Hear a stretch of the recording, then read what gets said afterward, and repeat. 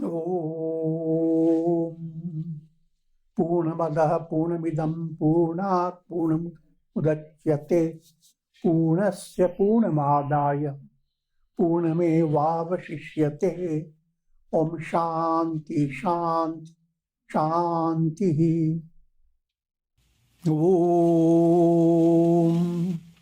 Brahmanandam Param Sukadam Kevalam Jnanamurtim Dvandvatītam Gagan Sadrisham Tattvamasya Laksham Ekam Nityam Vimalamachalam Sarvadhi Sakshi Bhutam Bhavatītam Trigunarahitam Sadgurum Tam Namami Om.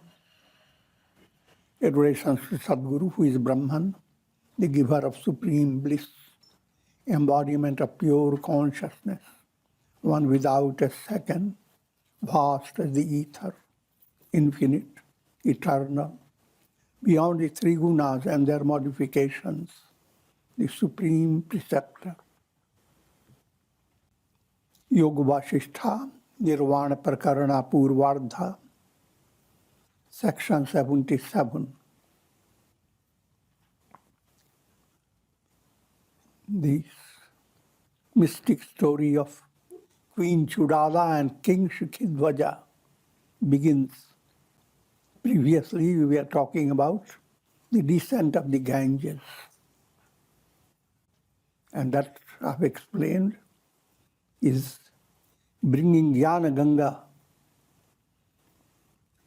the intuitive wisdom, to shower upon you from head to the toes.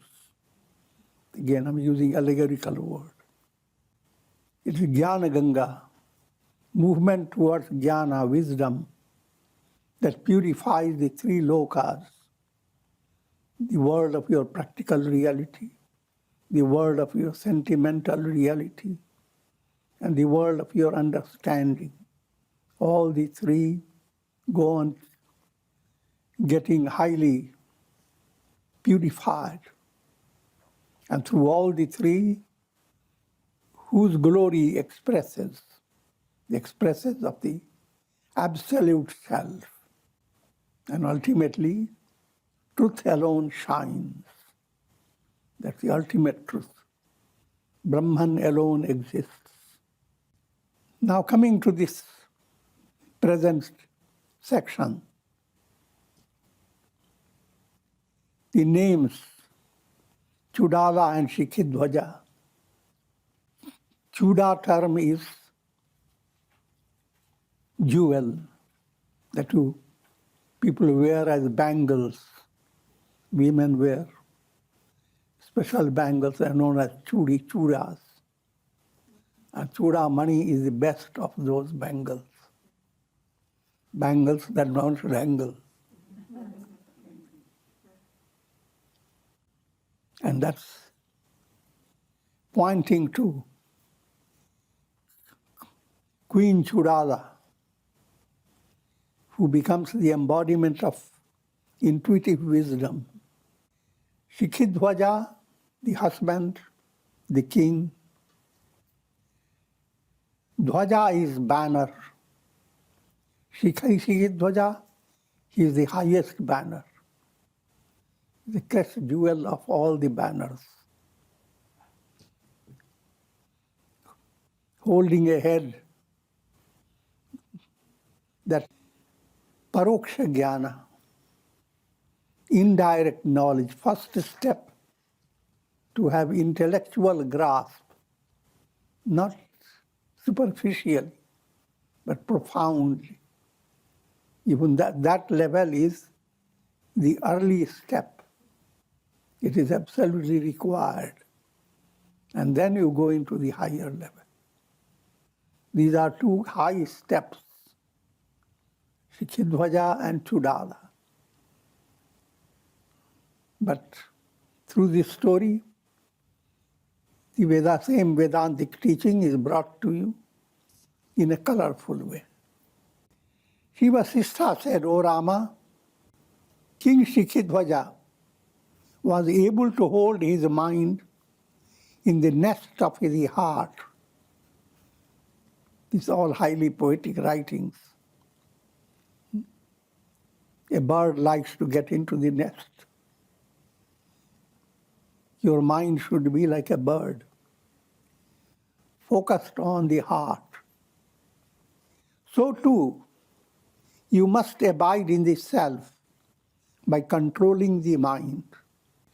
Sri Rama wanted to know about King Shikhidhwaja.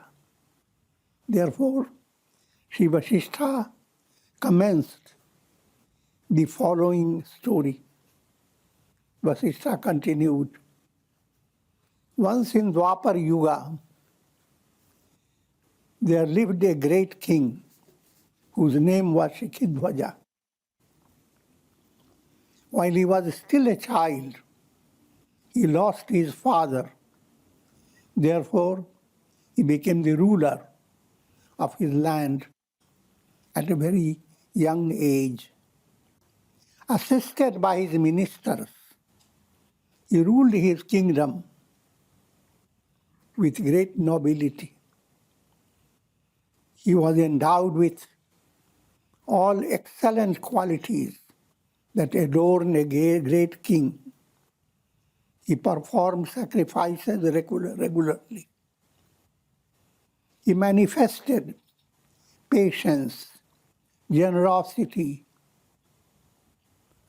endurance, control of senses, and heroism. Heroism on the path of aspirant means strength to accomplish a spiritual goal. Dheer Veer, be a hero. So that type of strength. He did not possess any degrading vices or defects, such as indulging in self-praise, hypocrisy, sense enjoyment. Simple point is being given that even in the first step of indirect understanding, how disciplined you are or integrated you are, accordingly there will be success. If you are not integrated, then your success waits. But again, the word integration doesn't mean that you accomplish it in a day or two. It's a progressive movement. The more you are integrating, the more you are practicing yoga, greater is the capacity of your intellect to have a clearer understanding. Otherwise, you are always confused. Is it my intellect saying or is it my ego saying? Sometimes, if your intellect is sharp, it gives a blow to the ego, one big fist. But where buddhi is sharp, rather, where ego is sharp, it gives a blow to the intellect. The other way around, the intellect blows it, gives a big fist to the ego.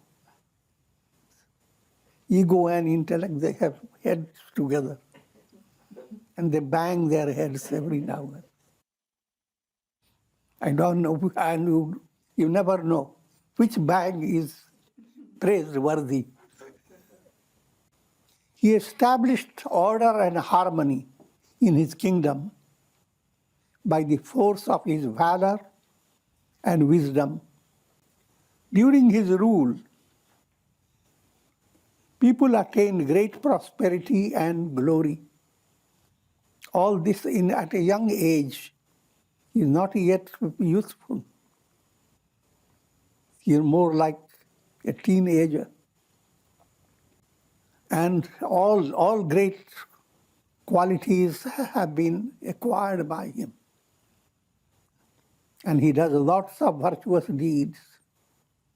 All that implies that in order to have enlightenment, you need to develop those virtues and also to understand people who find it easy to have spiritual progress.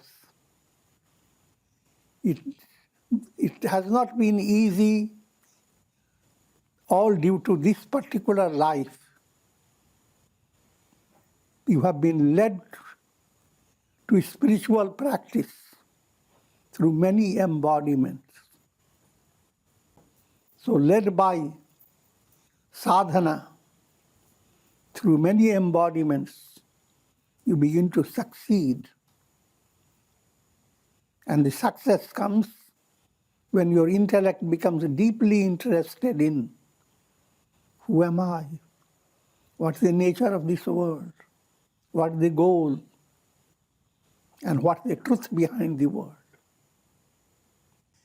As time passed, the ministers noted the dawn of youthfulness in the king. He began to youthen.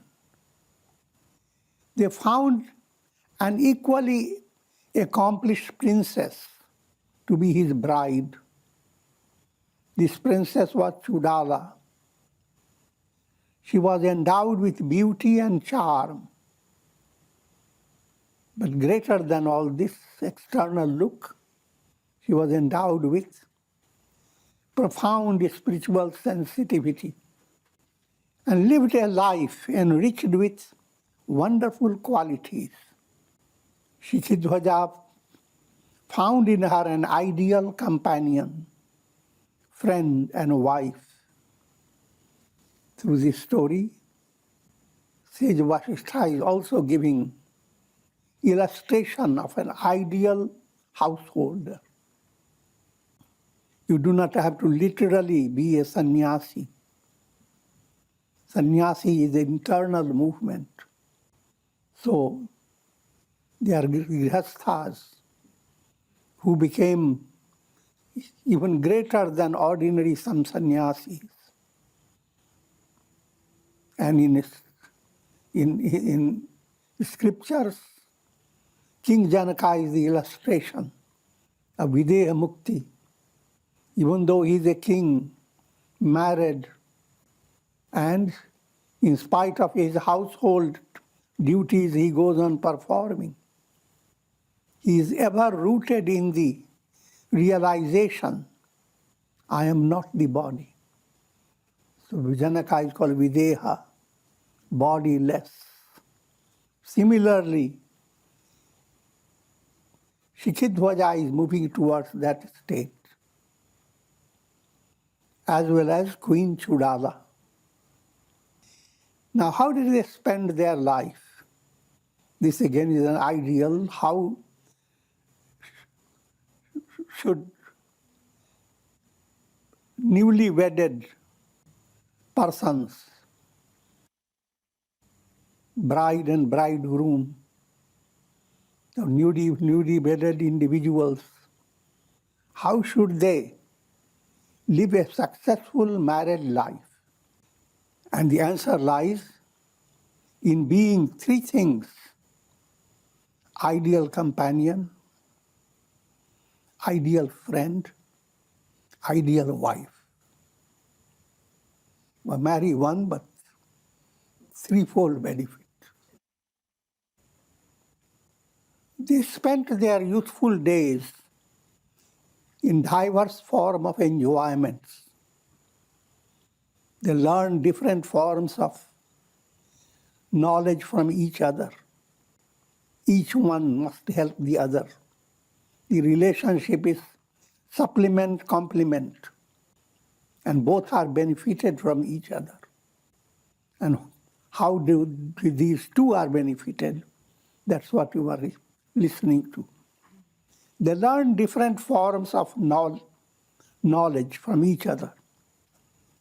Well, Shikhidhwaja learned about dance, music, and other fine arts from Chudala. See, he knew all these scriptures and all types of scholarly insight. But he lacked artistic talents. That means there was a disintegration in his personality. But as a result of his marriage, he learned all these through his wife. And Chudala, in turn, learned from him the knowledge of various scriptures. They lived a life of elevating companionship. Together, they devoted their lives to the service of sages and saints, while they are complementing, supplementing each other, enriching each other. Their source of inspiration is good association. So they are always seeking satsanga, company of sages and saints, by serving them. They were like a pair of swans in the lake of purity. This is the ideal household life. Be a pair of swans. Don't stay confined to the lake. Swan separates water and milk blended together. That's again his storyline, allegorical. Similarly, allow the understanding to separate self from the not self. And if you are doing that, and both are involved in that, then husband and wife both become swans. Section 78, Queen Chudala attains wisdom. Now what happens? Both are doing sadhana. Both are advancing. But Chudala had her heart set in a profound way. And therefore, Chudala attains enlightenment, even without getting intellectual perfection. Liberation is not dependent upon intellectual perfection. It doesn't depend upon your passing an examination, getting PhD. All that gives the brightness of your skill to the masses. But liberation doesn't require this show. You may appear childlike without going through lots of logic and lots of palabras. As time passed, the royal couple became aware of the transitoriness of the world. They saw how youth leaks away from human personality like water from a broken jar. Now your attention is directed towards vairagya, dispassion. If deep down you are becoming prepared for attaining enlightenment, then these will be the characteristics, vairagya, viveka, and so forth. And these will be the means to your spiritual progress. Now, therefore, for promoting vairagya, have your mind the ability to clearly observe how things are. You continue to live your life, but there is no vertical view. You do not go above your circumstances and sit back and look at how things are and what is the cause of those things. In other words, people live through their life. childhood passes away, youthful state comes, youthful state passes away, aging process starts, and all this leading to diseases and death. Should one continue to live only for all this? If not, then how to? How to handle your body-mind set? How best to live your life?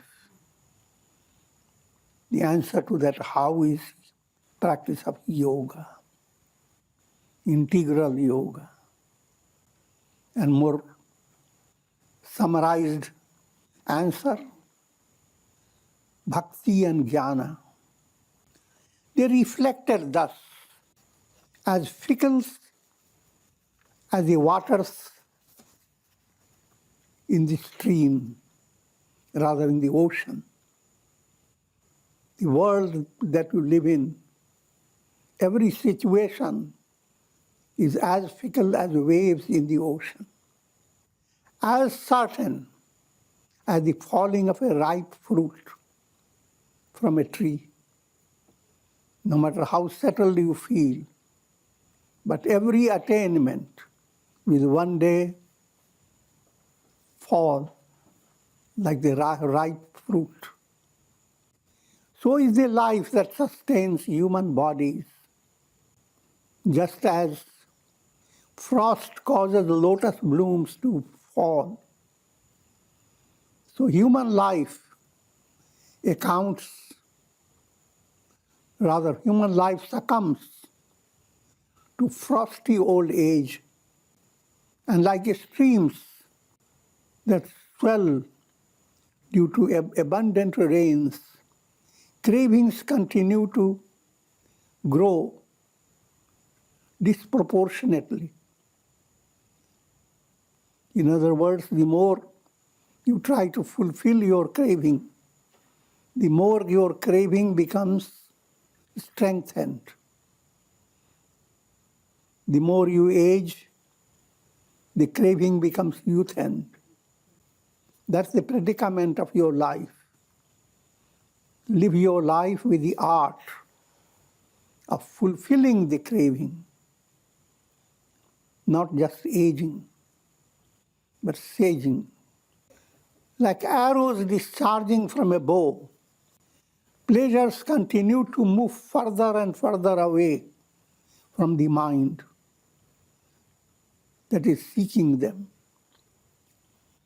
Think of pleasures like deer, and you are the hunter. And the more you go after them, the more they run fast.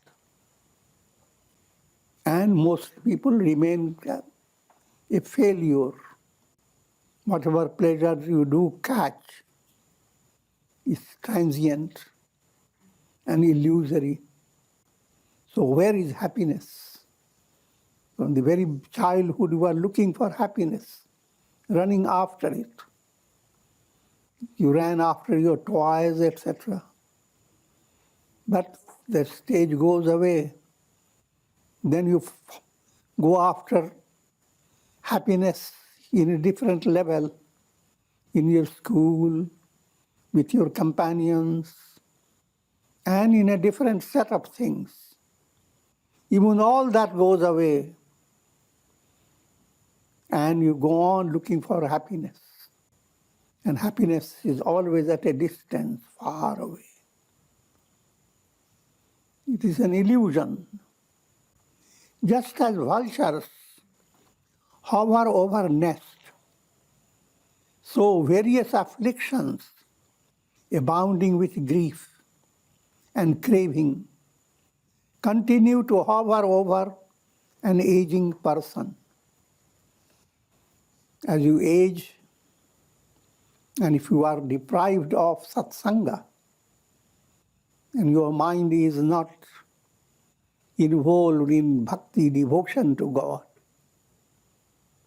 then you are living an absolutely empty life, a life of failure, a life that abounds with kleshas, afflictions, just to name the afflictions: ignorance, egoism, attachment, hatred, fear of death. These are the dominating feature of your mind. Klishtvrittis and countless thought waves arising out of these kleshas, they dominate your mind. Having reflected upon the transience of all worldly pleasures, the royal couple decided to take recourse to spiritual knowledge for attaining freedom from the disease of the world process. They came to the conclusion and ascertained in their minds that the wisdom of the self is the goal for which they must strive. Their minds became absorbed in the quest for wisdom. They took refuge in the guidance of knowers of truth. They helped each other in their study and understanding of the scriptures. Now that's how the good friends should do. And if you have a broad heart, then you understand all are your friends, potentially. Sarvabhuti hite rataha. Your doing good is not limited to your own self, but doing good to all.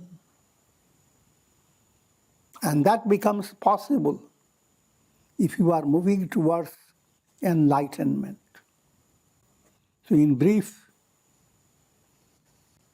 in every relationship, there should be an inherent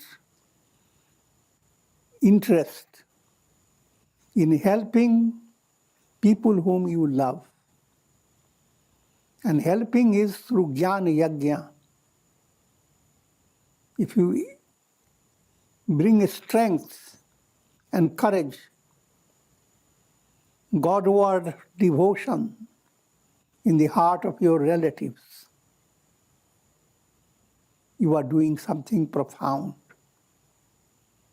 If you are simply helping them in order they must come to you for help, then it is you are serving your ego.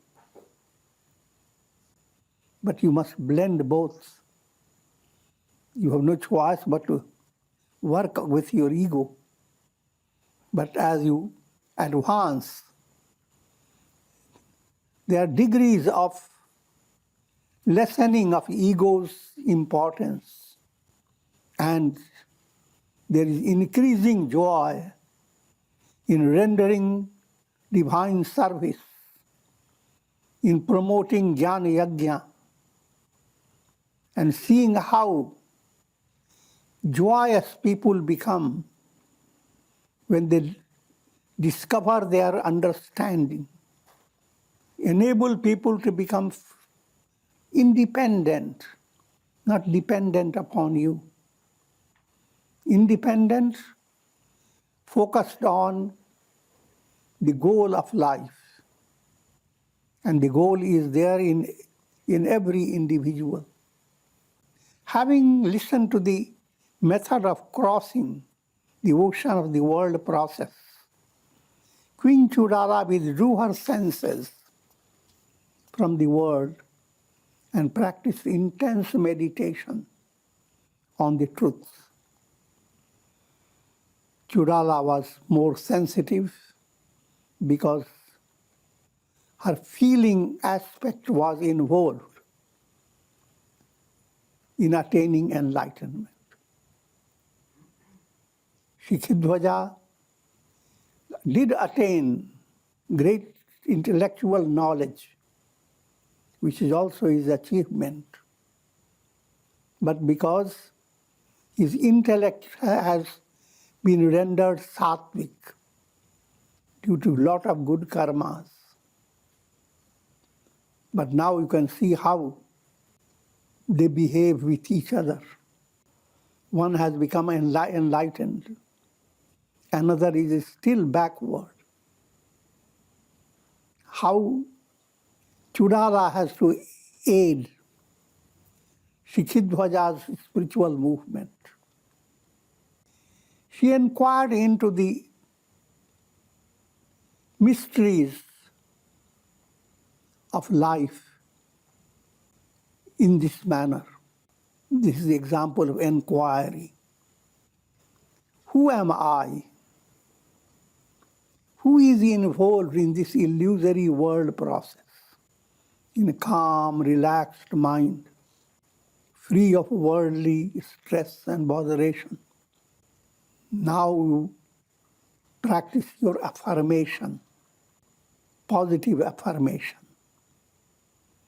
And in that atmosphere of positivity, inquiry progresses. A keen interest in understanding. Who am I? You are looking for yourself, but not with intellectual stress. One who is caught in the illusion of the world process must work out his liberation from it. What is the cause of a delusion? When the root cause of human misery is known, it can be eradicated. The root cause of human misery is ignorance, avidya. This body is inert and dull. It cannot be the conscious self. Body doesn't know anything. Your body knows because of your identity with the body.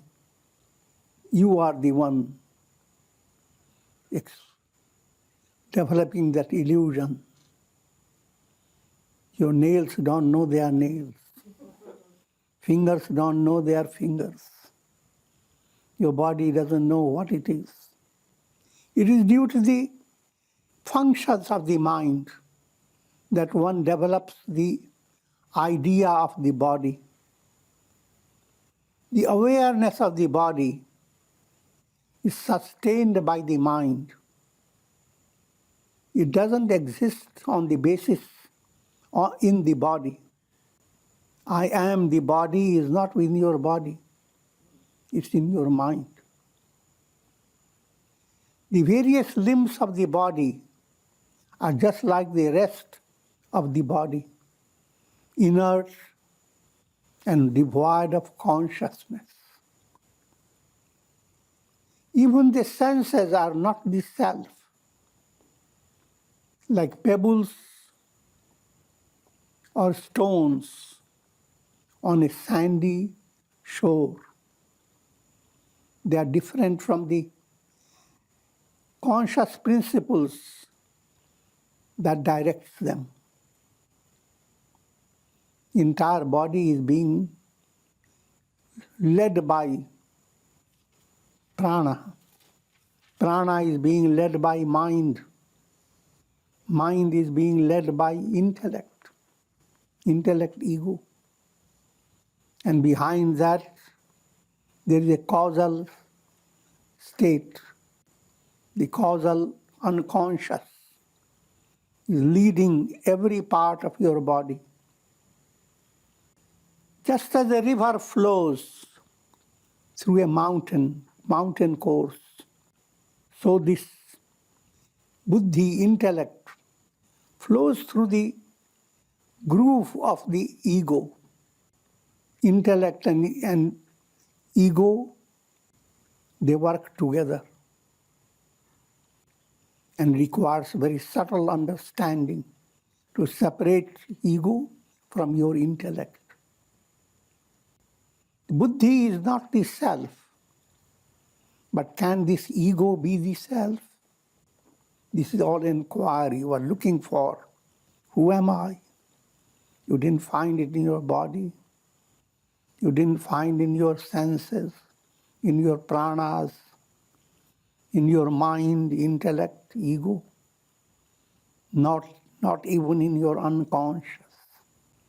The ego is essenceless and dead. It exists like a ghost imagined in a frightened child. Dominated by ego, you are just like a frightened child. Ego is constantly raising problems, and you are constantly being shaken by them. It should be other way around. The soul that is associated with vital forces, pranas, abides in the heart and too brittle to be the immutable self. The soul in you is jiva. Jiva is a reflected self, just like the reflected sun in a jar of water. No matter how great the sun may be, but the reflected sun is constantly shaking, extremely brittle. Your soul is extremely brittle. Led by karma, the soul departs for smallest reason. But that soul is not you are. You are the sun, not the reflected self.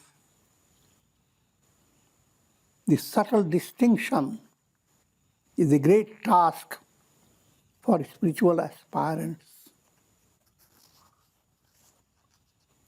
Daily you are led to your essential self in an indirect way when you go to sleep. You move away from all that is not self, apparently. You have no awareness of body, mind, intellect, ego. And you are not lost. You are at your best. When you wake up, the world starts again. So even while you are awake, understand that sleep-like a state is a dominating reality. Sleep-like a state points to the presence of the self. The sun is like sleep-like reality, and reflected sun is a dream-like reality. Reflected sun has lots of stories to tell. The sun has nothing to tell. And whom to tell? And with this I will conclude for today. Om. Om.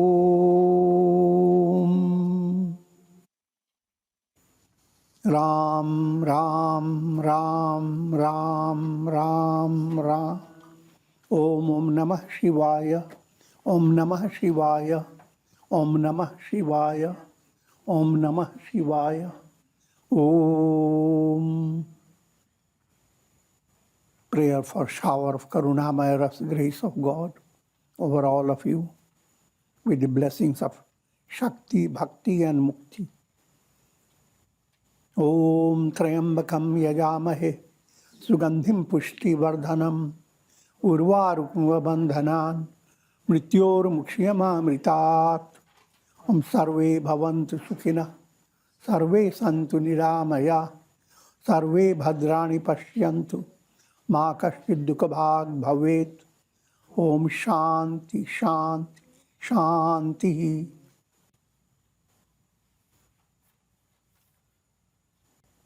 Hari Om Tat.